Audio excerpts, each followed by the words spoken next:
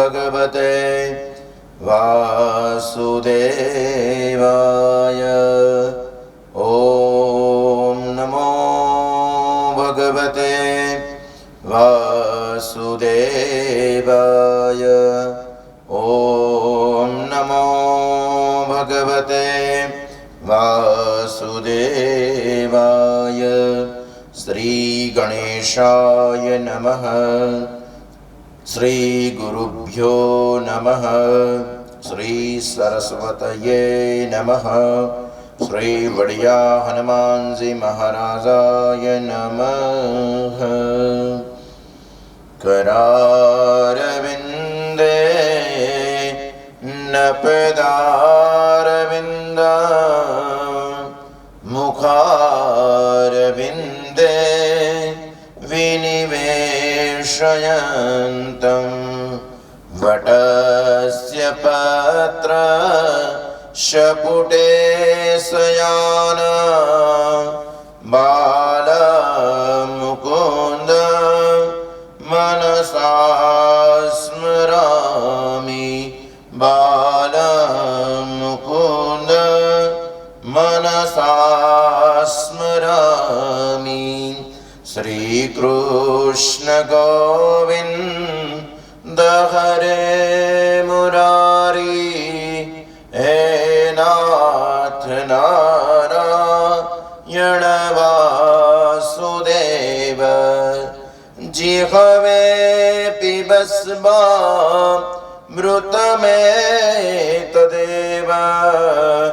गोविंद दामोदर माधवेति। गोविंद दामोदर माधवेति। श्री कृष्ण राधा वर गोकुलेश। गोपाल गोवर्धन नाथ विष्णु। जिह्वे पिबस्वा मृत में तदेव। गोविंद दामोदर माधवेति। गोविंद दामोदर माधवेति। प्रभु नंद कुमारों में स्वामिनी वृषभानुजा। कृतार्थोऽहं कृतार्थोऽहं कृतार्थोऽहं न संशय।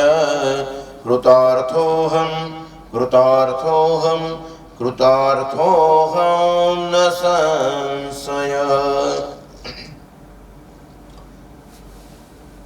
परम कृपाळु परमात्माना दिव्य सानिध्यમાં ઉપસ્થિત તથા દિવ્યાંગ ન્યૂઝ ચેનલના માધ્યમથી આ દિવ્ય કથાને નિહાળી રહેલા તમામ શ્રોતાજનોના હૃદયની અંદર બિરાજમાન શ્રી હરિના ચરણોની અંદર મારા ભાવથી વંદન પ્રણામ. જય શ્રી કૃષ્ણ. વાલા ભક્તજનો, ભગવાનની આ દિવ્ય કથાને આપણે શ્રવણ કરી રહ્યા છે. કથાની અંદર પ્રવેશતા પહેલા આવો થોડી ક્ષણો માટે ભગવાનનું સ્મરણ અને શરણ પ્રાપ્ત થાય એટલા માટે 2 મિનિટ હરિનામ સંકીર્તન કરી અને પછી આ દિવ્ય કથાની અંદર આપણે પ્રવેશ કરીએ. 2 મિનિટ માટે ભાવ અને શ્રદ્ધાથી મારી સાથે જોડાજો કે હરે કૃષ્ણ કૃષ્ણ કૃષ્ણ હરે હરે હરે કૃષ્ણ હરે કૃષ્ણ કૃષ્ણ કૃષ્ણ હરે હરે હરે રામ રામ રામ હરે હરે હરે કૃષ્ણ કૃષ્ણ કૃષ્ણ હરે હરે હરે રામ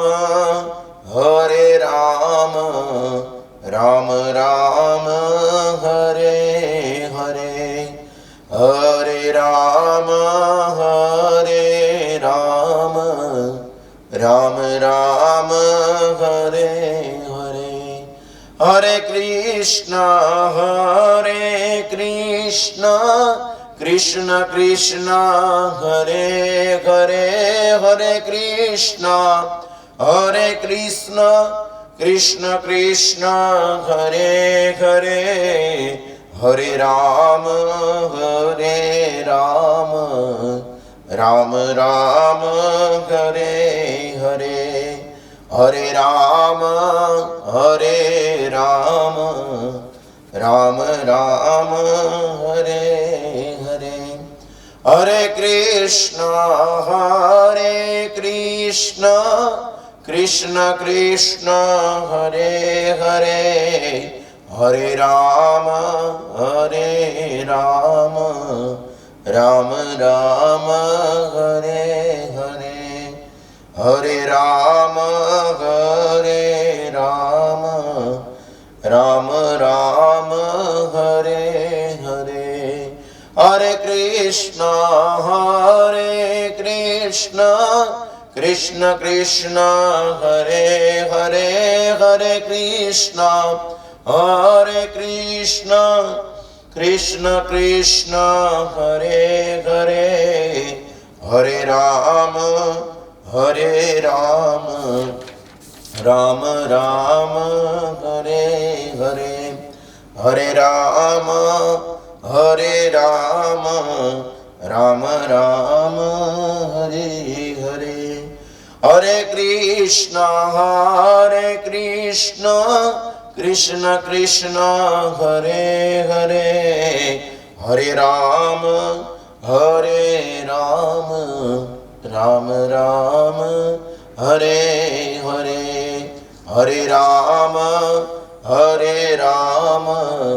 રામ રામ હરે હરે વસુદેવ સુતં દેવં કંસ ચારુણમર્દન દેવકી પરમાનંદમ કૃષ્ણં વંદે જગદ્ગુરુ કૃષ્ણં વંદે જગદ્ગુરુ બોલો શ્રી બાલકૃષ્ણલાલ કી જય દ્વારિકાધીશ કી જય પુરુષોત્તમ ભગવાન કી જય આવો ભગવાનની દિવ્ય કથાની અંદર પ્રવેશ કરીએ ભગવાનની આ દિવ્ય કથા અલૌકિક કથા વાલા શ્રોતાજનો ગઈકાલની કથાનું અનુસંધાન કરીએ તો બ્રાહ્મણ કન્યાએ કરેલું પુરુષોત્તમ માસનું તપ અને પાંડવોને ભગવાન દ્વારકાધીશ દ્વારા અભય પ્રદાન થાય છે બ્રાહ્મણ કન્યા અગ્નિમાંથી પ્રગટ થઈ એ બધી કથા આપણે ગઈકાલે જોઈ આજની કથામાં પ્રવેશ કરીએ તો પુરુષોત્તમ માસનો 13મો અધ્યાય એટલે ઋષિમુનિઓ દ્વારા આગળના બની ગયેલા ઇતિહાસની વાત કરવી આગળ કોઈ એવો ઇતિહાસ બની ગયો કે જેની અંદર કોઈ રાજાએ ભગવાનનું સુંદર આ પુરુષોત્તમ ભગવાનનું સુંદર વ્રત કર્યું એની બધી કથાઓ ઋષિમુનિઓ દ્વારા સુત પુરાણીને પૂછવામાં આવે છે એની આજે આપણે આ દિવ્ય ચર્ચા કરવા જઈ રહ્યા છે આજની કથામાં પ્રવેશ કરીએ તો શનગાદી ઋષિઓ સુત પુરાણી પાસેથી આ દિવ્ય કથાને શ્રવણ કરી રહ્યા છે નારાયણ ઋષિ નારદજીને કહી રહ્યા છે અને આપ સૌ આ કથા દિવ્યાંગ ન્યૂઝ ચેનલના માધ્યમથી આ અમૃતમય કથાનું રસપાન આપના ઘરે બેસી અને આપ કરી રહ્યા છો ઋષિમુનિઓ સૂર્યને પ્રશ્ન કરે છે કે હે સૂર્ય રાજા દ્રઢધનવાએ કેવી રીતે પુરુષોત્તમ માસના વ્રતથી સારા રાજ્યની પુત્ર પૌત્ર વગેરેને પામ્યા એ બધી દિવ્ય કથા અમને સાંભળવાની ઈચ્છા થઈ છે માટે આપ અમને કહો પ્રશ્ન કર્યો છે કે રાજા દ્રઢધનવા એ કઈ રીતે ભગવાનની આ કથા કહી છે અને એના માધ્યમથી એને શ્રેષ્ઠ શું વસ્તુની પ્રાપ્તિ થઈ છે આપ અમને કહો ત્યારે ઋષિમુનિઓને કહે છે કે હવે પ્રાચીન ઇતિહાસ તમને કહું છું આ દિવ્ય કથા નારાયણ ઋષિએ નારદજીને કહી હતી આવી આ દિવ્ય કથા પાપનું નાશ કરનારી છે તો આ દિવ્ય કથાને તમે શ્રવણ કરો કથા છે બાપ એ પાપનું નાશ કરનારી કથા છે કથા પણ કેવી છે ઇતિહાસ છે એનો મતલબ એવો થયો પૂર્વમાં બની ગયેલી ઘટના છે ઇતિહાસ છે કોઈ વાર્તા નથી પૂર્વમાં બની ગયેલી ઘટના છે અને એ જ વાત આજે ઋષિમુનિઓ સુત પુરાણીને પૂછી રહ્યા છે સુત પુરાણી એ દિવ્ય કથાને ઋષિમુનિઓને કહી રહ્યા છે સુત પુરાણી કહે છે એક દેશની રક્ષા કરનારો લક્ષ્મીવાન સારો પરાક્રમ વાળો ચિત્રવર્મા નામનો રાજા હતો. તેનો પુત્ર બહુ તેજસ્વી હતો, જે આ જગતમાં ધનવા નામથી પ્રસિદ્ધ થયો હતો. તે સર્વગુણોથી સંપન્ન, સાચું બોલનારો, ધાર્મિક, પવિત્ર, વિશાળ નેત્રો વાળો, મોટી ભુજાઓ વાળો અને મહા તેજસ્વી એવા ગુણોથી એ વૃદ્ધિ પામ્યો હતો. અહીંયા જો ઇતિહાસ કહે છે, અને ઇતિહાસની અંદર કોની વાત આવી છે તો હૈયક દેશના રાજાની વાત આવી છે. એ રાજાનું નામ ચિત્રવર્મા છે અને એના પુત્રનું નામ છે દ્રઢધનવા. તો એની ચર્ચા ઋષિમુનિઓ કરી રહ્યા છે. એ મહા તેજસ્વી એવા ગુણોથી એ વૃદ્ધિ પામ્યો હતો. ગુરુ પાસેથી વિદ્યા પ્રાપ્ત કરી, ગુરુ દક્ષિણા દઈ અને પછી તે ગુરુ આજ્ઞાથી પિતાના નગરની અંદર આવ્યો. પિતાને ત્યાં આવ્યા. મિત્ર ધર્મ, રાજ ધર્મ તેમજ સર્વને જાણતો તે વિચાર કરે છે કે આ સંસાર કઈ સાર નથી. એના કરતા ભગવાન કૃષ્ણને સેવવું, કેમ કે પુરુષોત્તમને સેવવાથી અમરીશ રાજા, સરિયાતી, ભીષ્મ, વિદુર, દુષ્યંત, પ્રહલાદ, વિભીષણ વગેરે ભગવાન કૃષ્ણનું શરણ લેવાથી મોક્ષને પામ્યા છે. રાજા ચિત્રવર્મા આવી રીતે મનની અંદર વિચાર કરે છે કે હવે પુત્ર છે એ રાજગાદીને યોગ્ય થઈ ગયો છે, મારે હવે ભગવાનનું ભજન કરવું જોઈએ. મનની અંદર વૈરાગ્ય ઉત્પન્ન થયો છે, માટે ભગવાનનું શરણ લેવું જોઈએ. સ્ત્રી, પુત્ર, ધન વગેરે જે માયા છે તેના સ્નેહમાં મારે જોડાવું નથી. જો તેમાં પડીશ તો મારો મનુષ્ય અવતાર છે એ એળે જશે મારા બાપ. આવું મનથી વિચાર કરે છે રાજા. માટે ભગવાનને પામવા મારે તપ કરવા માટે જંગલમાં જવું જોઈએ, વનમાં જવું જોઈએ, આવો વિચાર કર્યો છે. જો કે છે કે જો હું આ બધામાં પુત્રના સ્નેહમાં, ધનના સ્નેહમાં, સ્ત્રીના સ્નેહમાં પડીશ ને તો જે મને પરમાત્માએ આ મોંઘો મનુષ્ય અવતાર આપ્યો છે ને એ મનુષ્ય અવતાર મારો એળે જશે. અને એટલે તો આપણા ઋષિમુનિઓ ગાય છે. અને મારા વાલા, આવો મનની અંદર વિચાર આવે કે ભાઈ ભગવાનનું ભજન કરવું છે એટલે સમજી લેજો કે ભક્તિનો ઉદય તમારાની અંદર થયો.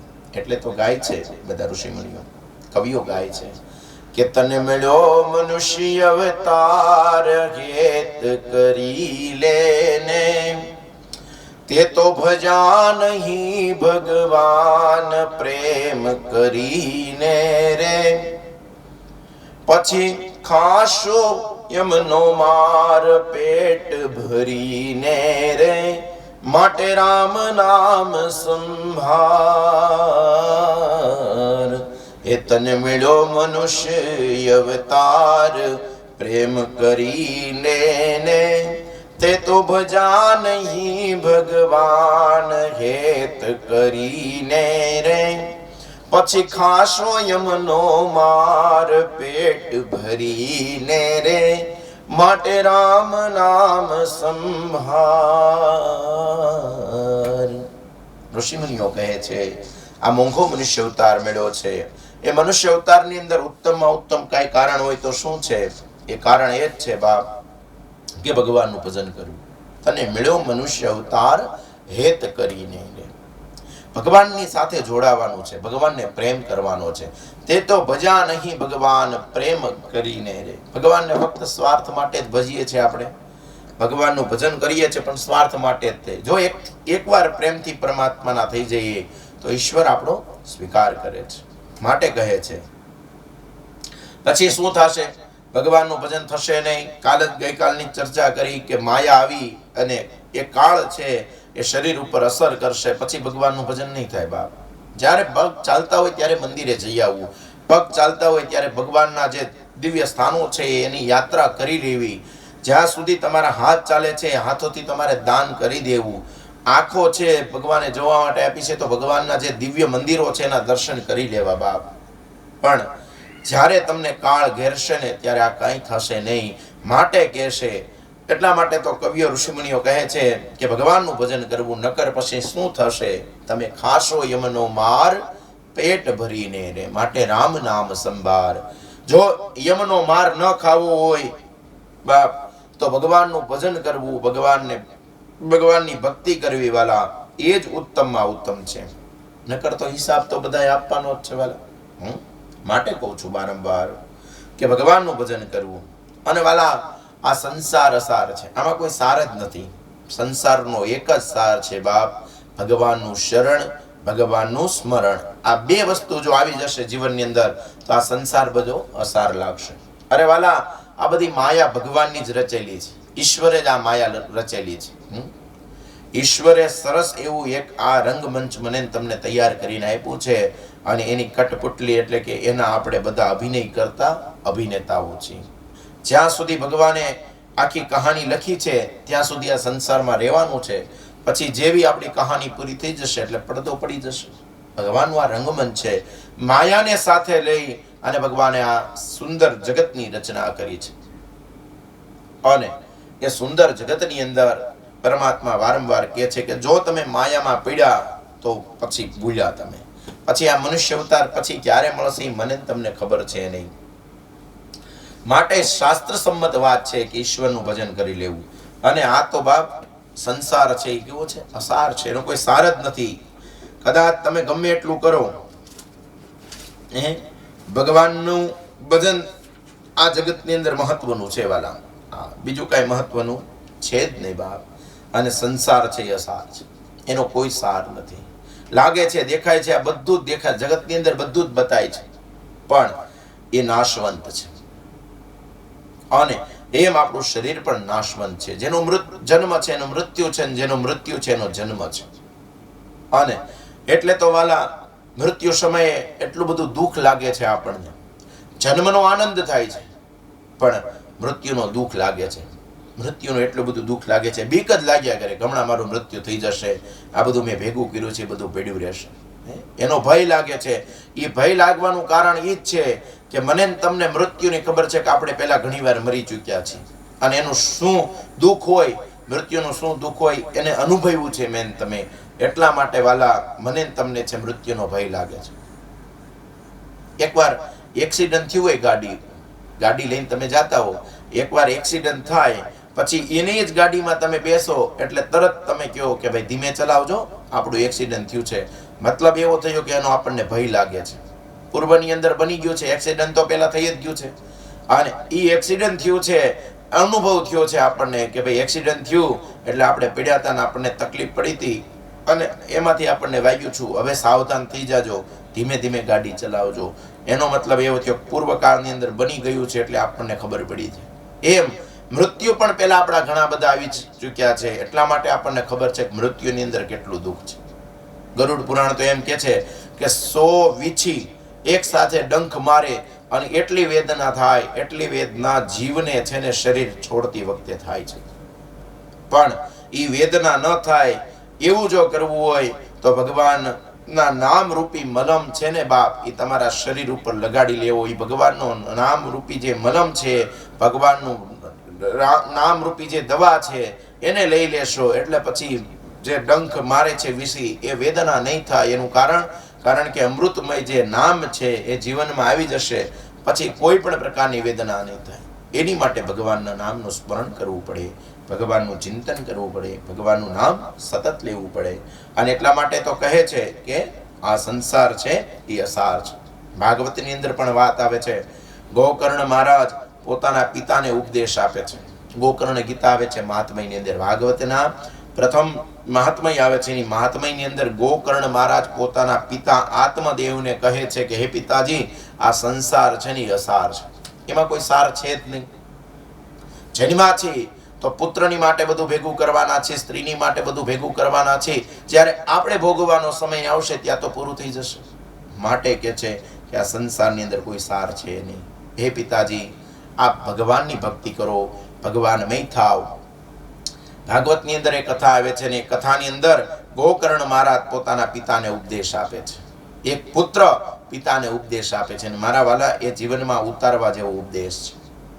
શ્લોક સાથે લખ્યું છે કે દેહે અસ્તિ માસ રુધિરે ભીમતિમ ત્વજત્વ છાયા સુતાદિષુ સદા મમતા વિમુચ્ય પશ્યાનિશમ જગદિદમ ક્ષણભંગનિષ્ઠમ વૈરાગ્ય રાગ રસિકો ભવ ભક્તિ નિષ્ઠઃ.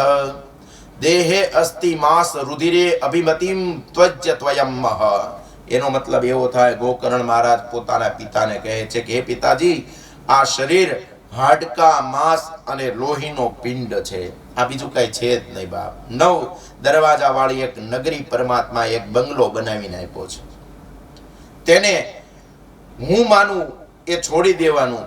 પત્ની પુત્રને ક્યારે પોતાના ન માનું. આ સંસાર અહર્નિશ ક્ષણભંગુર છે એવા જોવન કોઈ પણ વસ્તુને સ્થાયી સમજવી નહીં. જો ભગવાન કહે છે આ મારી બનાવેલી માયા છે, એ માયામાં જો તમે ફસાણા તો મને પ્રાપ્ત નહીં કરી શકો. કેટલા માટે તો ગોકર્ણ મહારાજ કહે છે દેહે અસ્તિ માસ રુધિરેમ અભિમતિમ ત્વજ્યત્વમ જાયા સુતા દિશુ સદા મમતામ વિમુચ્ય પશ્યન નિશમ જગદિતમ ક્ષણભંગ નિષ્ઠ વૈરાગ્ય રાગ રસિકો ભવ ભક્તિ નિષ્ઠ. હે પિતાજી, ફક્ત ને ફક્ત ઈશ્વરની અંદર તમારા મનને એકાકાર કરો. એકમાત્ર વૈરાગ્ય રસના રસિક થઈ ભક્તનિષ્ઠ બનો અને ભગવાનનું ભજન કરો. એ જ સૌથી મોટો ધર્મ છે. એનાથી બીજો મોટો કોઈ ધર્મ છે જ નહીં. આ સરસ, બહુ સરસ વાત ગોકર્ણ મહારાજ કહે છે. અને આને ગોકર્ણ ગીતા કહેવામાં આવે છે. 2 શ્લોકની અંદર ગોકર્ણ મહારાજ પોતાના પિતાને ઉપદેશ આપે છે કે આ શું છે? સંસાર ખલુ અસારમ. આ સંસારની અંદર કોઈ પણ પ્રકારનો સાર છે નહીં. પુત્ર માટે જીવશો તો પુત્ર છે સ્મશાન સુધી આવશે, પત્ની છે ઘરના ઉમરા સુધી આવશે. હે પિતાજી, તમે કરેલા કર્મો છે એ જ તમારી સાથે ગતિ કરે છે. માટે આવા આ દેહ અસ્થિ અને માંસ રુધિરથી ભરેલા આ શરીરની અંદર આ હાડકાવાળા, આ લોહીવાળા આ શરીરને તમે પોતાનું ન માનો. એ તો નાશવંત છે પ્રભુ.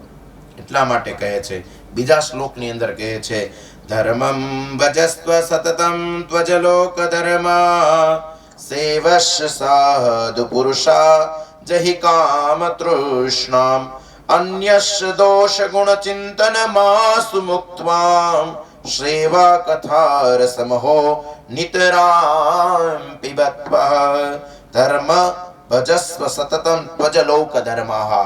હે પિતાજી, આ જગતની અંદર મોટામાં મોટો ધર્મ છે એ ભગવાનનું ભજન કરવું, સાધુ મહાત્માઓની સેવા કરવી, ભોગોની લાલસાને પાસે પરખવા દેવી નહીં. અને પિતાજી, સૌથી મોટામાં મોટું તમને કહું, બીજાના ગુણ દોષને જોવાનું બંધ કરો અને ભગવાનમય થાવ. એટલે ઈશ્વર કહે છે કે હું તમારો થઈ જાશ. આટે કહે છે. એટલા માટે તો કહે છે કે ધર્મમ ભજસ્ય સતતમ ત્વજલોક ધર્મઃ. ભગવાન કાલ પણ આપણે ચર્ચા થઈ. ભગવાને ગીતાની અંદર સ્પષ્ટતા સાથે કીધું છે કે સર્વ ધર્મ પરિત્યાજમ મામેકમ શરણમ ભજ. બધા જ પ્રકારના ધર્મો છોડી અને ભગવાનના શરણે આવવાનું કીધું છે. ધર્મનો મતલબ એવો થાય પિતૃ ધર્મ, માતૃ ધર્મ, એ બધા જે ધર્મો છે એમાં જે બંધાયેલો માણસ છે એમાંથી મુક્ત થઈ અને ભગવાનમય થવું. એટલા માટે તો કહે છે અને કીધું અન્યસ્ દોષ ગુણ ચિંતન માસુ મુક્ત્વાહ. બીજાના ગુણ અને દોષને જોવાનું બંધ કરી અને ફક્ત ભગવાનને જ જોવો. એમાં જ તમારું કલ્યાણ છે. આવું ભાગવતની અંદર ગોકર્ણ મહારાજ પોતાના પિતાને કહે છે. એ પિતાજી, ભજન કરો, એનાથી ઉત્તમ ક્યાંય બીજું કાંઈ છે જ નહીં. માટે ભગવાનમાં મન જોડો અને પ્રભુમય થઈ અને જીવનને જીવો. માટે શાસ્ત્ર પણ વાલા મને તમને એ જ સમજાવે છે કે આ મનુષ્ય અવતારને સાર્થક કરવો હોય તો ભગવાનનું ભજન, ભગવાનનો સત્સંગ, ભગવાનનું નામ, એનાથી બીજી કોઈ ઉત્તમ દવા છે જ નહીં મારા વાલા. આ ભવસાગરમાં જે રોગ લાગ્યો છે, મને તમને માયાએ મને તમને જે ઘેરી લીધા છે, એમાંથી બહાર નીકળવા માટે ઉત્તમમાં ઉત્તમ કાંઈ હોય તો ભગવાનનું ભજન છે મારા બાપ. અને દિવ્ય આ પુરુષોત્તમ માસ ચાલી રહ્યો છે એમાં તો ઉત્તમ કીધું છે. આ કથાઓ બહુ અલૌકિક કથાઓ છે. દ્રઢ ધનવાની આ કથા અત્યારે ચાલી રહી છે, એ તો બહુ ઉત્તમ કથા છે. તો મારા વાલા, સંસારને છોડી શકાય તો કાંઈ નહીં, પણ સંસારમાં રહી અને પ્રભુનું ભજન કરવું જોઈએ. કારણ કે કળયુગ છે મારા બાપ. આપણે સંસારને ન છોડી શકીએ તો કાંઈ નહીં, પણ આ સંસારમાં રહી પણ ભગવાનનું સતત ભજન તો કરી શકાય. સંસારમાં લઈ અને અલિપ્ત થઈ શકો, એ જ મોટામાં મોટું મારા બાપ વૈરાગ્ય છે. વૈરાગ્યનો મતલબ એવો નથી ભગવા કપડાં પહેરી લેવા. વૈરાગ્યનો મતલબ એવો છે સંસારમાં હોવા છતાં પણ સંસારથી અલગ થવું. એને વૈરાગ્ય કીધું છે. તો વાલા, કથાની અંદર પ્રવેશ કરીએ તો સુત પુરાણી શનકાદી 88,000 ઋષિઓને કહે છે કે પૂર્વકાળની અંદર એ રાજા એવો નિશ્ચય કર્યો કે મારે હવે વૈરાગ્ય લેવો છે. અને તરત જ પુલાશ્રમ બાજુ ગયા. ત્યાં જઈ ભગવાન કૃષ્ણમાં મન લગાવી બધી જ કામનાઓથી મુક્ત થઈ ભગવાનનું ભજન અને તપ કરવા લાગ્યા. કેટલાય વખત રાજાએ ચિત્તવર્માએ એ તપ કરવાથી વિષ્ણુ લોકની એને પ્રાપ્તિ થઈ. ઘણો સમય એને તપશ્ચર્યા કરી, ભગવાન પ્રસન્ન થયા, અને ભગવાન પ્રસન્ન થયા એટલે ભગવાને કે ચિત્રવર્માને આશીર્વાદ આપ્યા. ચિત્રવર્માને પ્રસન્ન કર્યા, ભગવાને આશીર્વાદ આપ્યા. આશીર્વાદ પ્રાપ્ત થયા અને એને વિષ્ણુ લોકની પ્રાપ્તિ થઈ. ઉત્તમ વિષ્ણુ લોકની એને પ્રાપ્તિ થઈ. નીતિશાસ્ત્રમાં કુશળ તે રાજા અત્યંત શોભાવાળા પુષ્કરાત્વર્ત નગરના રાજ્ય કરતા હતા. તેની ઉત્તમ આચરણ વાળી સ્ત્રી જેનું નામ ગુણ સુંદરી હતું તે ખૂબ જ સુંદર હતી. હવે અહીંથી દ્રઢ ધનવાની આખી કથા ચાલુ થાય છે કે રાજા એના પિતાજીએ તો મોક્ષની પ્રાપ્તિ કરી, પણ એના પિતાજી જેવા ત્યાં વિષ્ણુ લોકની અંદર ગયા, રાજાને ખબર પડી એટલે તે આનંદિત થયા અને એમની પાછળની જે બધી ક્રિયાઓ છે એ દ્રઢ ભરવાએ બધી ક્રિયાઓ કરી અને પછી પોતે રાજ્યને ગ્રહણ કર્યું અને રાજ્ય કરવા લાગ્યા છે. રાજ્ય કરવાની અંદર પણ કુશળ છે, કારણ કે નીતિશાસ્ત્ર છે અને અત્યંત શોભાવાળા છે. પુષ્કરાવત નગરની અંદર એને પોતાની નગરી બનાવી છે અને નગરીની અંદર મહેલની અંદર રહી અને તે રાજા રાજ કરે છે. તેની એક ઉત્તમ આચરણ વાળી સ્ત્રી છે જેનું નામ ગુણ સુંદરી છે. તે ખૂબ જ સુંદર હતી. રાજા દ્રઢ ધનવા ગુણોથી પ્રખ્યાત, શાંત, જીતેન્દ્રિય, 5 જ્ઞાનેન્દ્રિય, 5 કર્મેન્દ્રિય અને 11મું મન જેને જીતી લીધા છે એવા જીતેન્દ્રિય રાજા છે. ક્ષમતામાં બ્રહ્મા સમાન છે, પ્રસન્નતામાં ભગવાન શંકર સમાન છે અને જાણે બીજા રઘુકુળના રામ હોય તેવા એક પત્ની વ્રતને ધારણ કરવા વાળા એવા અતિ તેજસ્વી અને પરાક્રમ વાળા એ રાજા દ્રઢ ધનવા છે. શ્રી નારાયણ બોલ્યા, એક દિવસ રાત્રિમાં સૂતેલા તે રાજાને ચિંતા થઈ કે આહો, આ વૈભવ કયા મોટા પુણ્યથી મને પ્રાપ્ત થયો છે. મેં એવું કાંઈ તપ તો કર્યું નથી, મેં દાન આપ્યું નથી અને કોઈ પણ પ્રકારના હોમ હવન મેં કરેલા નથી. તો આ મારા એવા કયા ભાગ્યનું કારણ છે કે મને આ બધું પ્રાપ્ત થયું છે. આપણે ઘણીવાર વિચાર કરીએ કે આપણને આ બધું આપણી મહેનતથી પ્રાપ્ત થયું છે, પણ એ વાત ખોટી છે. આપણી મહેનતથી કાંઈ પ્રાપ્ત થતું નથી. એ તો આપણી ઉપર ભગવાનની કૃપા થાય, આપણા પિતૃઓની કૃપા થાય, આપણા ઈશ્વરની કૃપા થાય, આપણા ઈષ્ટની કૃપા થાય, ત્યારે આપણને બધું પ્રાપ્ત થાય છે. એમને એમ કાંઈ પ્રાપ્ત થાય જ નહીં વાલા. એમને એમ કાંઈ ન પ્રાપ્ત થાય. કારણ કે મેન તમે એવા કોઈ સંચિત કર્મ નથી કર્યા. સંચિત કર્મ કર્યા હોય તો બધી વસ્તુની પ્રાપ્તિ થાય. એ તો આપણા માતા પિતા છે, આપણા વડીલો છે, એમના બધા પુણ્યોને કારણે આપણને આવું બધું પ્રાપ્ત થતું હોય છે. બાકી મારા તમારા કોઈ એવા કર્મો નથી. અને વાલા, અત્યારે જે કર્મો કરશો એ કર્મ તમે તમારી માટે નથી કરતા, એ તમારા સંતાનો માટે તમે કરો છો. જે કાંઈ પણ તમે કરો છો એ બધું જે ધર્મ કાર્ય છે એ બધું છે એ તમારા સંતાનો માટે તમે કરો છો. એમ રાજા વિચાર કરે છે, મેં તો એવા કોઈ પુણ્ય કાર્યો કર્યા નથી કે જેના દ્વારા મને આ બધાની પ્રાપ્તિ થાય. વિચાર કરે છે રાજા સવારમાં બ્રહ્મ મુહૂર્તમાં ઉઠી વિધિ પ્રમાણે પોતાના નિત્ય કર્મથી પરવારી સૂર્યની સ્તુતિ કરી, બ્રાહ્મણોને પ્રણામ કરી, દાન દઈ અને એને સંતોષ છે. જો રાજાનો નિત્ય કર્મ છે, જે રાજા હોય એનો નિત્ય કર્મ એવું હોય કે બ્રહ્મ મુહૂર્તની અંદર ઉઠે. બ્રહ્મ મુહૂર્તનો મતલબ એવો થાય કે સવારના 4 વાગ્યામાં ઉઠી જાવ, એને બ્રહ્મ મુહૂર્ત કહેવાય. 4 થી 5નો સમય છે એને બ્રહ્મ મુહૂર્ત કહેવાય. એમાં ઉઠી અને નિત્યદા જો ભગવાનનું ભજન કરવામાં આવે, જે પણ ભગવાનને તમે માનતા હોય, ભગવાનના જપ વ્રત તપ કરવામાં આવે તો એનું અધિક ફળ પ્રાપ્ત થતું હોય છે. એટલા માટે તો ઋષિમુનિઓ બ્રહ્મ મુહૂર્તની અંદર ઉઠી અને પોતાનું નિત્ય કર્મ કરતા હતા. એને બ્રહ્મ મુહૂર્ત છે. એટલે બ્રહ્મ મુહૂર્તની અંદર ઉઠી અને આ બધા કર્મ કરવાના હોય છે. રાજા નિત્ય કર્મથી પરવારી સૂર્યની સ્તુતિ કરે છે, બ્રાહ્મણોને પ્રણામ કરી, દાન દઈ અને સંતોષ પમાડે છે. આવો આ રાજા છે. રાજાના મનની અંદર વિચાર આવ્યો કે મારે શિકાર કરવા માટે જંગલમાં જવું જોઈએ. એટલા માટે રાજા પોતાના સૈન્યને તૈયાર કરી અને એ રાજા છે એ શિકાર કરવા માટે જંગલની અંદર જાય છે. પહેલાના સમયની અંદર એવો કાળ હતો કે રાજા શિકાર કરવા માટે જતા હતા. ત્યાં મૃગલા, હરણ, દીપડા વગેરેને મારી અને રાજા છે એ આગળ વધ્યા છે. રાજાએ એક સુંદર હરણને જોયું છે. સુંદર હરણને જોતા રાજાએ શબ્દભેદી બાણ માર્યું. એ શબ્દભેદી બાણ છે એ હરણને વાગ્યું. એ હરણ બાણની સાથે છે એ હરણ ઘાયલ થયું અને બાણની સાથે વનની અંદર, બીજા વનની અંદર જવા લાગ્યું છે. માર્ગમાં લોહીની નિશાની જોતા રાજા પણ હરણની પાછળ ગયો, પણ હરણ ક્યાંય ચાલ્યું ગયું રાજાને ખબર પડી નથી.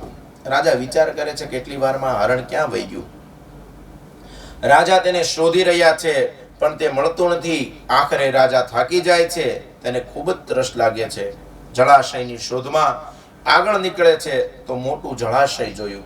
રાજાએ ધરાઈને પાણી પી અને કાંઠા પર ઊભા ત્યાં તેને વિશાળ છાયાવાળા એક વડલો જોયો. તેની છાયામાં ઘોડાને બાંધી રાજા ત્યાં બેઠો. એવામાં ત્યાં અત્યંત મોહ પાડનાર મનુષ્યની વાણી બોલતો એક પોપટ આવ્યો છે. તે પોપટ ત્યાં બેઠેલા રાજા દ્રઢ ધનવાને સંબોધન કરી અને વારંવાર બોલે છે. આ બધી ચર્ચાઓ સુત પુરાણી શુનકાદી 88,000 વૃક્ષોને કહે છે. પૂર્વકાળની અંદર ઇતિહાસ બન્યો છે. આ એક આખી કથા ચાલી રહી છે. કથા પણ ક્યાં ચાલી રહી છે? નેમિષારણ જેવા ક્ષેત્રની અંદર ચાલે છે કે જ્યાં 88,000 ઋષિમુનિઓ ભેગા થયા છે.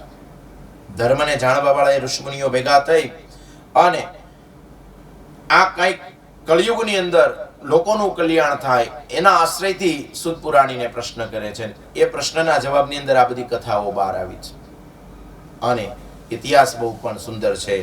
ધનવાના મનની અંદર વિચાર આવ્યો એટલા માટે ત્યાં બેસી અને પોપટ જે બોલતો હતો એને બરાબર સાંભળી રહ્યા છે કે ભાઈ આવું આ સુંદર પોપટ છે. આ સુંદર પોપટ બોલે છે શું? વિચાર આવ્યો. એટલા માટે ધ્યાનથી એ રાજા એ પોપટને સાંભળે છે, સંબોધન કરે છે. દ્રઢ ધનવાને સંબોધન કરી અને વારંવાર એ પોપટ બોલે છે કે પૃથ્વી તળમાં ઉપજેલા જેની બરોબરી નથી એવા સુખને જોઈ તું તત્વનો વિચાર કરતો નથી, તે કેમ પાર પામીશ? આવું તે પોપટ વારંવાર બોલે છે, શ્લોકમાં બોલે છે. પણ એનું ગુજરાતી અહીં કર્યું છે કે આ પૃથ્વી તળ ઉપર તું ઉત્પન્ન ઉપજેલો છે અને જેની બરોબરી થઈ શકે નહીં એવા સુખને જોઈ તું તત્વનો વિચાર કરતો નથી અને તું આ તત્વને પામવા પાછળ દોડતો નથી, બીજા તત્વને પામવા પાછળ દોડે છે, તો તું કઈ રીતે સુખી થાશ? આવો પ્રશ્ન કર્યો છે. એટલે કોઈ ઋષિમુનિ, કોઈ ગુરુ, કોઈ સંત છે ને બાપ આપણને પૂછે ને એટલે એનો સાચો જવાબ આપવો જોઈએ. ઈશ્વર તત્વને જાણવા વાળા જે લોકો છે આપણી પર કૃપા કરવા માટે આવે ત્યારે આપણે એની પાસે ખુલ્લા પડવા જોઈએ. એમ રાજાને આ પોપટ સમજાવે છે કે આ પૃથ્વી તો નાશવંત છે. મેં તમને આગળ જ કીધું કે સંસારમ ખલુ અસારમ. આ સંસાર છે એ અસાર છે, એનો કોઈ સાર નથી. હે રાજા, આ પૃથ્વી તળમાં ઉપજેલો જેની બરોબરી નથી એવા સુખને તું જોઈ અને તું તત્વનો વિચાર કર્યા વગર તારા આત્માને ઓળખતો નથી અને એને ઓળખ્યા વગર તું બીજી બધી વસ્તુની પાછળ પડ્યો છે. મારા વાલા, તમારી મારી સાથે પણ એમ જ થાય છે. આપણે ઓળખવાના કોને છે? હું કોણ છું, હું ક્યાંથી આવ્યો છું અને મારે શું કરવાનું છે. એ એકવાર ખબર પડી જશે તો ઈશ્વર ઓળખાઈ જશે. ઓલું ભજન છે ને, બહુ સરસ ભજન છે કે તારા આત્માને ઓળખ્યા વિના રે આ ભવના ફેરા નહીં તો મટે જી. એ તારા આત્માને ઓળખ્યા વિના રે આ ભવના ફેરા નહીં તો મટે જી. કે હંસલો ને બગલો રે રંગે રૂપે એક જ છે જી. એ જો એની વાણીથી ઓળખાય જો, એ તો એના સ્વભાવથી ઓળખાય જો. એ જીતાર આત્માને ઓળખ્યા વિના રે આ ભવના ફેરા નહીં તો મટે જી. હેજી તારા આત્માને ઓળખ્યા વિના રે આ ભવના ફેરા નહીં તો મટે જી. આત્માને ઓળખ્યા વિના રે આ ભવના ફેરા નહીં મટે. હું કોણ છું, મારે શું કરવાનું છે અને હું ક્યાંથી આવ્યો છું, આ સમજાય, આ ત્રણ હું સમજાઈ જશે ને એટલે મારા બાપ તમારા જીવનની અંદર પરિવર્તન આવશે. આત્માને ઓળખવાનો છે. અંદર જે બેઠેલો આત્મા છે ને મારા બાપ, એને ઓળખવાના પ્રયત્ન કરવાના છે. એ ક્યારે કરી શકીએ? જ્યારે સમર્થ સદગુરુ મારા તમારા મસ્તક ઉપર હાથ મૂકે ત્યારે. ત્યાં સુધી કાંઈ ન થાય. પેલું પાનભાઈ નું ભજન છે ને, વીજળીના ચમકારે મોતીડા પરવો પાનભાઈ અચાનક અંધારા થાશે જી. એ ચમત્કાર જ્યારે થાય, એ એક વીજળી જેવું એક તત્વ થાય અને એમાં કોઈ વસ્તુ દેખાઈ જાય અને એમાં તમે મોતીડા પરવી લ્યો તો વાત અલગ છે. એ ચમકારો થાય જીવનની અંદર, કોઈ સમર્થ સદગુરુ રૂપી કોઈ તત્વ આવી અને એનો શબ્દ એકાદ વાર લાગી જાય આપણા જીવનની અંદર અને એ શબ્દ રૂપી વીજળી થાય અને એમાં એ બ્રહ્મત્વ આપણને દેખાઈ જાય, અંદર પડેલો જે પરમાત્મા છે એ દેખાઈ જાય મારા વાલા, તો જીવન ધન્ય થઈ જાય. એટલા માટે તો એને ઓળખવાના છે અને એને ઓળખવા હોય તો મારા બાપ માધ્યમ સત્સંગ જ હોવું જોશે. તમે સત્સંગમાં જ એને ઓળખી શકશો, બાકી ક્યાંય નહીં ઓળખાય. સત્સંગ સિવાય કોઈ તત્વમાં તમે એને ઓળખી નહીં શકો. માટે વારંવાર કહું છું, સત્સંગની સાથે જોડાજો. ભગવાનનું ભજન કરવું, ભગવાનનું નામ સ્મરણ કરવું, અને એ કરશો ને વાલા એટલે ભગવાન ઓળખાઈ જશે, ઓળખાઈ જશે ને ઓળખાઈ જશે. પાકી વાત છે. પણ ભગવાનનું થવું પડશે તો ઈશ્વર. અને આત્માને ઓળખવા માટે તો ઉત્તમમાં ઉત્તમ કાંઈ હોય તો કોઈ સમર્થ સદગુરુનું શરણ બાપ. એકવાર સંપૂર્ણ શરણાગતિ એની સ્વીકારી લ્યો એટલે તમને બધી જ વસ્તુની પ્રાપ્તિ થશે. માટે આત્માને ઓળખ્યા વિના રે આ ભવના ફેરા નહીં તો મટે રે. આત્માને ઓળખવાનો છે અને કથા એ જ કે છે, આ કથા એ જ સમજાવે છે કે ભાઈ તમારી અંદર જે બેઠેલું તત્વ છે એને ઓળખી લેશો એટલે પછી આ જગતની અંદર ગોતવા નહીં નીકળવા માટે નીકળીએ છીએ મારા બાપ. એકવાર આત્માની અંદર બેઠેલા પરમાત્માને તમે સમજી લેશો, જાણી લેશો, એને જોઈ લેશો એટલે પછી મંદિરમાં એને ગોતવા માટે નહીં નીકળો. એ અંદર જ બેઠેલો છે અને એને તો આત્મા શું પરમાત્મા, એટલા માટે તેને પરમાત્મા કહે છે. તો આવી આ દિવ્ય કથા પોપટ દ્વારા જ્ઞાન થાય છે. દળ ધનવા વિચાર કરે છે કે આવું મને વારંવાર આ શું કામ કહે છે કે ભાઈ એ રાજા, આ પૃથ્વી તળમાં ઉપજેલો જેની બરોબરી નથી એવા સુખને જોઈ તું તત્વનો વિચાર કરતો નથી, તે કેમ પાર પામીશ? આવું તે પોપટ વારંવાર કહે છે. એકવાર નહીં 4 વાર બોલ્યો છે. રાજા તેના વચન સાંભળી અને આનંદ પામ્યો. તે વિચારવા લાગ્યો કે પોપટ કેટલું મધુર બોલે છે. એ બોલે છે એમાં કઈ સાર છે પણ હું સમજી શકતો નથી. રાજા વિચાર કરે છે કે કદાચ કોઈક સ્વયં પરમાત્મા આવી અને મારો જે સૂતેલો માયલો છે એને જગાડવાની કોશિશ કરતા હશે.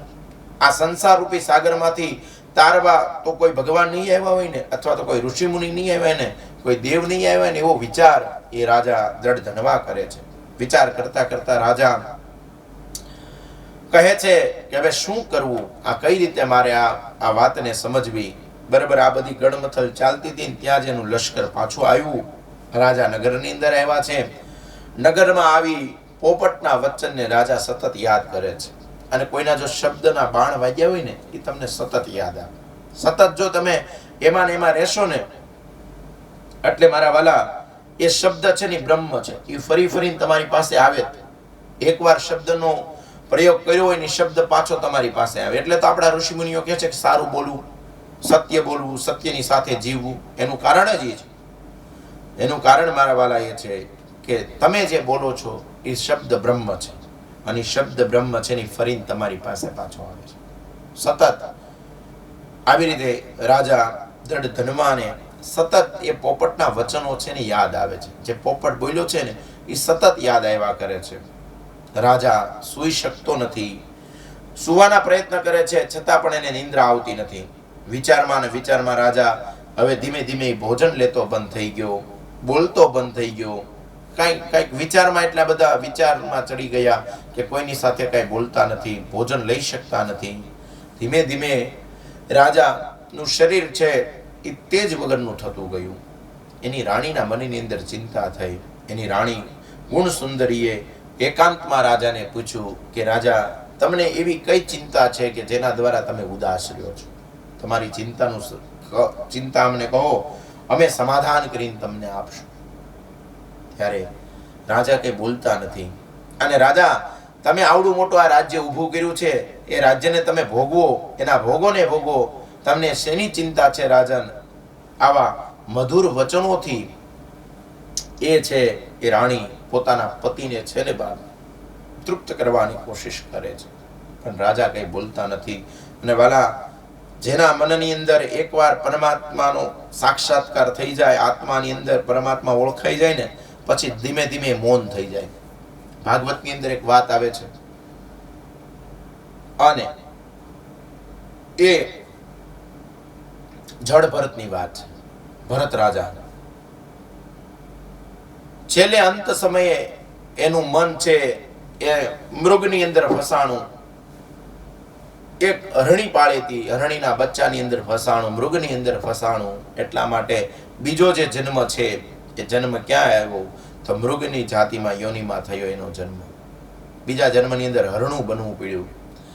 શાસ્ત્ર સમજાવે છે કે અંત સમયે જો ભગવાનનું સ્મરણ કરશો તો ભગવાનના ધામની અંદર પહોંચશો, અને અંત સમયે જે પણ તમારા મનની અંદર વિચારો ચાલતા હશે એ જ બીજા જન્મની અંદર તમને પ્રાપ્ત થશે.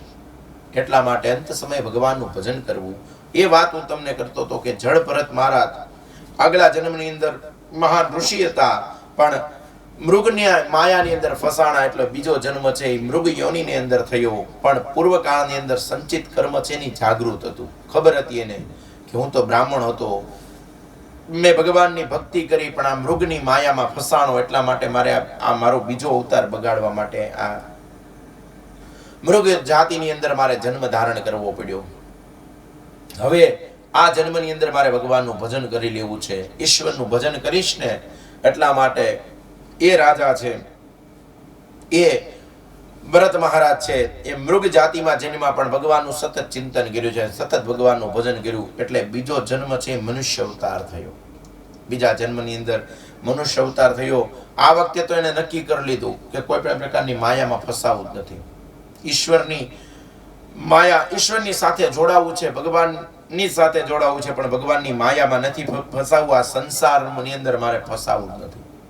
એટલા માટે જન્મતાની સાથે તે જડ જેવું વર્તન કરવા માંડ્યા, એટલે જડ ભરત કહેવાના. કોઈ એમ કે આ કામ કરી નાખ તો એ કામ બગાડે, કોઈનું માને નહીં, હાવ દિગંબર અવસ્થામાં ફેર્યા કરે, શરીરની ઉપર માટી લગાડ્યા કરે, ધૂળમાં આળોટ્યા કરે, ગાંડા જેવું વર્તન કરવા માંડ્યા. એટલા માટે જડ કહેવાના અને જડ ભરત કહેવાના. પણ અંદરથી તો પરમાત્માની સાથે એકાકાર થયેલો હતો. જ્ઞાન એનામાં એટલું બધું ભર્યું હતું, સંચિત કર્મ પૂર્વનું હતું. એ સંચિત કર્મ લઈને પ્રગટ્યાતા, માટે પરમાત્મા મય થવા માટે જડ જેવું વર્તન કરવા લાગ્યા. ગામની અંદર જેમ તેમ ફર્યા કરે. હવે થયું એવું કે માતા પિતા જતા રહ્યા, એટલે ભાઈઓને બધાને થયું કે આ તો હાવ જડ છે, ગાંડો છે. એટલા માટે એને ઘરેથી કાઢી મૂક્યા. કીધું જાવા દે ભાઈ, તું તારું કરી ખાજે. જડ ભરત પોતાના ઘરેથી નીકળ્યા છે ભરત મહારાજ, અને બરાબર વનની અંદર ગયા, ભગવાનનું ભજન કરે છે. બરાબર એ જ સમયે રાજા નીકળે છે, રાજા રઘુગણ, અને કપિલ મહારાજના આશ્રમની અંદર સત્સંગ કરવા જતા હોય. પાલખી વાળા છે એ 4 પાલખી વાળામાં એક પાલખી ઉપાડવા વાળો જે છે એ બીમાર પડે, એટલા માટે જે બાકી સૈનિકો છે એ બીજા એક માણસની શોધમાં નીકળે. બરાબર એ જ સમયે વૃક્ષની નીચે આંખો બંધ કરી ભગવાનનું સ્મરણ કરતા જડ ભરત મહારાજને જોવે છે. પકડીને રાજાની પાસે લઈ આવે છે. રાજા કહે છે કે તમે પાલખી ઉપાડો અમારી.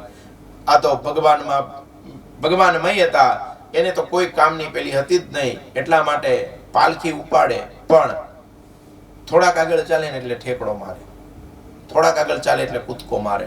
એટલે એ કૂદકો મારે એટલે પેલું પાલખી છે એ હાલક ડોલક થાય. અંદર બેઠેલા રાજાનું માથું છે ને પાલખીમાં ભટકાય. રાજાએ 2-3 વાર ટકોર કરી. રાજાએ ટકોર કરી એટલે પેલા સૈનિકો અમે કાંઈ કરતા નથી, પણ આ નવો માણસ આવ્યો ને એ ચાલતા ચાલતા કૂદકા મારે છે, ઉછળે છે ચાલતા ચાલતા.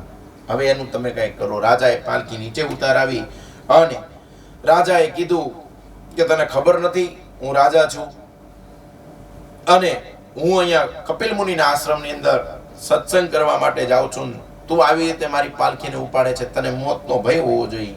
ત્યારે જે ઘણા વર્ષોથી મૌન હતા એવા જડ ભરત મહારાજ છે એમની વાણી ખુલી ગઈ અને વાણી ખુલતાની સાથે જ રાજાને ઉપદેશ આપ્યો. રાજા સમજી ગયો કે આ સામાન્ય તત્વ નહીં, અસામાન્ય તત્વ છે. ખંભે જનોય જોઈ ખબર પડી ગઈ આ તો બ્રાહ્મણ છે, મારાથી અપરાધ થયો છે. જડ ભરત મહારાજના ચરણોની અંદર એ બેસી ગયા છે અને રાજાને ઉપદેશ આપતા જડ ભરત મહારાજ કહે છે કે આ સંસારની અંદર જો તું હું પણ હું કરતો ફરી રહ્યો છે ને, એ માયનું તારું કાંઈ છે જ નહીં. રાજા સમજી ગયો, ઉપદેશને જાણ્યો. રાજાએ જડ ભરત મહારાજની શરણાગતિ સ્વીકારી છે. રાજા ઉપદેશ પ્રાપ્ત કરી અને પોતાના નગરની અંદર પાછા આવ્યા છે. આ બાજુ રાજા ભરત છે, જડ ભરત મહારાજ ભગવાનમય થવા માટે વનની અંદર ગયા છે. આ કથા એટલા માટે હું તમને કહી રહ્યો છું કે અંત સમયે તમે જેવું કરશો, જેવું તમારું ચિંતન ચાલતું હશે, જો ભગવાનનું ભજન કરતા હશો, હરિનું નામ લેતા હશો, તો બીજા જન્મની અંદર ભગવાન છે એ તમને છે એમનું ઉત્તમ લોક આપશે અથવા તો મનુષ્ય અવતાર આપશે. અંત સમયે જેવી તમારી મતિ હશે એ બીજા જન્મની અંદર તમારી ગતિ થશે. શાસ્ત્ર એ સમજાવે છે. માટે અંત સમયે ભગવાનનું ભજન કરવું, પરમાત્મામય થવું, ઈશ્વરની સાથે જોડાવું, એનાથી ઉત્તમ બીજું કઈ છે જ નહીં મારા વાલા. એટલા માટે વારંવાર કહું છું કે ભગવાનનું ભજન કરતા રહેવું જોઈએ. જડ ભરત મહારાજ વનની અંદર ગયા અને ભગવાનમય થયા. ભાગવત તો એ જ કહે છે કે તમારા જીવનને જો સુધારવું હોય, તમારા આ અવતારને સુધારવો હોય તો કેવલ અને કેવલ ભગવાનનું ભજન છે. એનાથી બીજું ઉત્તમ કોઈ છે નહીં. આવી આ દિવ્ય કથા ભાગવતની અંદર આવે છે. મારો કહેવાનો તાત્પર્ય એ જ છે મારા વાલા કે ભગવાને તમને આ મનુષ્ય અવતાર આપ્યો છે, એમાં જેટલું થાય એટલું ભગવાનનું ભજન કરી લેવું, ઈશ્વરનું નામ સ્મરણ કરવું. અને પુરુષોત્તમ માસ ચાલી રહ્યો છે, એમાં તો ભગવાનની ભક્તિનો મહિમા બહુ વિશેષ છે. દાન, પુણ્ય, જપ, તપ એનો મહિમા ખૂબ વધારે છે મારા વાલા. યોગ્ય વ્યક્તિને તમારું દાન પહોંચવું જોઈએ બાપ. અને યોગ્ય વ્યક્તિને દાન કરો તો એ દાન સાર્થક છે બાપ. ઘણા બધા દાન લખ્યા છે અને મેં અગાઉ પણ ચર્ચા કરી હતી. મારી વ્યાસપીઠ તો મુખ્ય 3 દાનને બહુ મહત્વ આપે છે. વિદ્યાનું દાન, કોઈ જરૂરિયાતમંદ વ્યક્તિને તમે વિદ્યા અભ્યાસમાં ફી ન ભરી શકતા હોય, એ છોકરાને એને કારણે એનો અભ્યાસ છૂટતો હોય, તો મારા વાલા એને તમે વિદ્યાનું દાન આપજો. તમારી સંપત્તિ એના વિદ્યાના દાનની અંદર વાપરજો. બીજું દાન છે એ આરોગ્યનું દાન છે બાપ. કદાચ કોઈ વ્યક્તિ છે એ દવાખાનાની અંદર દવા વગર, પૈસા વગર તકલીફ હોય એને, અને એ દવાખાને ન જઈ શકતા હોય તો એને આરોગ્યનું દાન આપજો. તમારી સંપત્તિની આ પણ થોડીક ખર્ચો. અને ત્રીજું દાન છે અન્નનું દાન. ભૂખ્યા માણસને ભોજન કરાવવું. એ 3 યજ્ઞને મારી વ્યાસપીઠ છે બાપ એ બહુ માને છે. અને જેના માધ્યમથી આ દિવ્ય કથાને આપણે શ્રવણ કરી રહ્યા છે ને, એવી દિવ્યાંગ ન્યૂઝ ચેનલ અને એના સ્થાપક કનુભાઈ ટેલર. આ કથાના માધ્યમથી હું એટલા માટે કહું છું કે માણસ શું કરી શકે એ જોવું હોય તો કનુભાઈ ટેલરના જીવનને તમે ક્યારેક વાંચજો, એમને મળજો. આ સંસ્થામાં આવીને દિવ્ય સંસ્થા ચલાવી રહ્યા છે. દિવ્યાંગ જેટલા પણ લોકો છે એને નિઃશુલ્ક આ સંસ્થા છે ને બાપ એ ભણાવે છે. અને 1 ધોરણથી લઈ કોલેજ સુધી ભણાવે છે. અને એક પણ પૈસો લેતા નથી, એક પણ પૈસો નહીં લેતા. આ સંસ્થાની અંદર હોસ્પિટલ છે, એ હોસ્પિટલની અંદર પણ દિવ્યાંગ લોકોને ઓપરેશન કરાવવું હોય તો પણ 1 પણ રૂપિયો નથી લેતા. બહુ મોટી વિશાળ સંસ્થા છે અને એના સંસ્થાપક છે એ પદ્મશ્રી ડોક્ટર કનુભાઈ ટેલર. એ વ્યક્તિને મળવા જેવા વ્યક્તિ છે. હાલ હું તો એવું જ માનું છું આ સંસ્થા છે ને હાલતું ચાલતું તીર્થ છે. હાલતું ચાલતું તીર્થ એ આ સંસ્થા છે. કારણ કે જે લોકોને કોઈ સ્વીકાર્યા નથી એવા લોકોને સ્વીકારવા એ બહુ મોટી વાત છે. અને એ સંસ્થાની અંદર બાપ 1 પણ રૂપિયો લીધા વગર લોકોને તે દિવ્યાંગ બાળકોને ભણાવવામાં આવે છે. બપોરે એમને ભોજન કરાવવામાં આવે છે. અહીંયા હોસ્ટેલ છે, એમાં બાળકો રહી અને ભણે છે. અરે કનુભાઈ સાહેબે તો ત્યાં સુધીની જવાબદારી કે એમને નોકરી પણ અપાવવાની જવાબદારી કનુભાઈ સાહેબ લે છે. એનું કારણ કે આ સમયની અંદર કોઈનું નથી, એના ભગવાન હોય છે અને એ ભગવાન સ્વરૂપ કહી શકાય કે દિવ્યાંગ બાળકોના ભગવાન સ્વરૂપ કનુભાઈ ટેલર છે, જેનો કોઈ હાથ ન પકડે એનો હાથ આ સંસ્થા પકડે છે, અને એમાં ઘણા બધા લોકોનો સહયોગ હોય છે. તો કહેતો તો હું તમને અધિક માસની અંદર દાનની વાત કરતો તો યોગ્ય જગ્યાએ તમારું દાન પહોંચે. તો આવી કોઈ સંસ્થા હોય ત્યાં જઈ અને તમારું દાન આપશો ને તો મારા વાલા, હું બહુ ભરોસા સાથે તમને કહું છું કે તમારું દાન છે ને સાર્થક થશે. હા, યોગ્ય વ્યક્તિ સુધી તમારું દાન પહોંચવું જોઈએ. એ પછી સમયનું દાન હોય, ધનનું દાન હોય કે શરીરનું દાન હોય. હા, તન મન ધનથી, આ તમને કહું છું, તન મન ધનથી અને આંગળી ચીંધ્યાનું પૂન છે બાપા બધું. આ સંસ્થાની અંદર ક્યારેક સંસ્થાની મુલાકાત લેજો તમે. બહુ દિવ્ય સંસ્થા છે અને ખૂબ ભાવથી અહીંયા દિવ્યાંગ લોકોની સેવા કરવામાં આવે છે. કારણ એટલા માટે તમને કહું છું કે માધ્યમ બનવું હોય આ કળિયુગની અંદર તો બની શકાય એવું છે. તમારા દાનને સાર્થક કરવા માટે આવી સંસ્થાની અંદર જઈ અને દાન આપજો. થોડોક સમય તમારો એ લોકોની સાથે વિતાવજો. કારણ કે કળિયુગની અંદર હાલતું ચાલતું કોઈ તીર્થ હોય ને બાપ, તો લોકોની સેવા કરવી જ છે. અને એનાથી પ્રભુ બહુ રાજી થાય છે, બહુ રાજી થાય છે. એમાં ત્યાં એક સૂત્ર લખ્યું છે, પંગુમ લંઘયતે ગિરિમ. જો સાથ સહકાર મળે ને મારા બાપ અને ભગવાનની કૃપા થાય તો કહેવામાં આવે છે દિવ્યાંગ વ્યક્તિ પણ છે ને બાપ પર્વત ચડી શકે છે. એ સૂત્ર મેં વાંચ્યું છે અને એટલા માટે હું કહું છું કે ત્યાં આવજો, મુલાકાત લેજો અને બાપ કાંઈક ને કાંઈક સહયોગ તમારો આ સંસ્થાને આપજો. સાર્થક થશે. તમારા પૈસા છે ને ભગવાન ખૂબ રાજી થશે. યોગ્ય જગ્યાએ જો તમારું ધન વપરાશે ને તો પણ ભગવાન પ્રસન્ન થશે. એવી આ દિવ્ય સંસ્થા છે બાપ. દિવ્યાંગો માટે સતત કાર્યરત એવા પદ્મશ્રી ડોક્ટર કનુભાઈ ટેલર, અને એમને તો મારે ખૂબ ધન્યવાદ આપવા જોઈએ. કારણ કે આ યુગની અંદર જો કોઈ પોતાનું કરતા નથી, પોતાનો સગો ભાઈ હોય એને પણ જો કોઈ ન સ્વીકારતા હોય, જ્યારે આપે તો 400 બાળકોને સ્વીકાર્યા છે. 400 બાળકોએ અભ્યાસ કરે છે. એમની સંપૂર્ણ જવાબદારી સંસ્થાની છે અને એના સ્થાપક એવા કનુભાઈ ટેલર ખૂબ અદ્ભુત. કળિયુગની અંદર મારા વાલા આ કરવું બહુ કઠણ વસ્તુ છે. ખાલી દેખાડવા માટે ભક્તિ કરીએ, માળા ફેરવીએ એમ નહીં. આવું બધું કાર્ય કરવું ને એમ બહુ મોટી ભક્તિ છે બાપ. દિવ્યાંગ લોકોની સેવા કરી રહ્યા છે. અને આ દિવ્ય કથાની અંદર પણ વાત આવી એટલા માટે મેં તમને કીધું કે બાપ તમારા દાનને, તમારા ધનને યોગ્ય જગ્યાએ દાન રૂપે આપજો, જેથી કરીને સાર્થક થાય.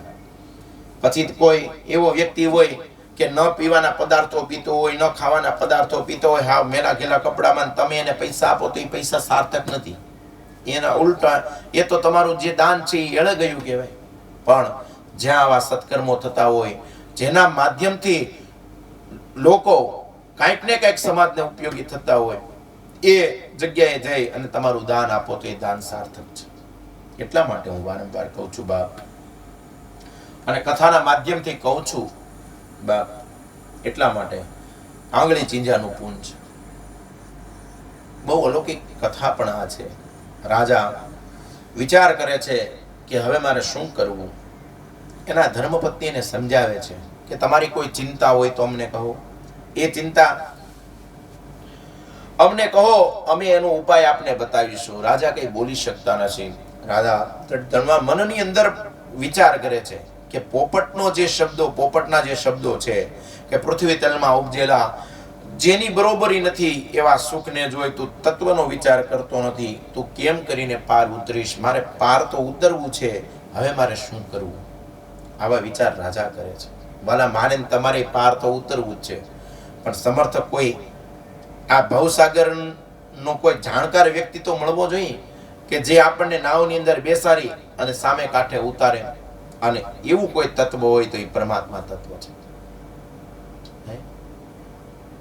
આપણું ઓલું ભજન છે ને કે નૈયા રે ઝુકાવી મેં તો જોજે ડૂબી જાય ના, ઝાખો ઝાખો દીવો મારો જોજે રે બુજાય ના.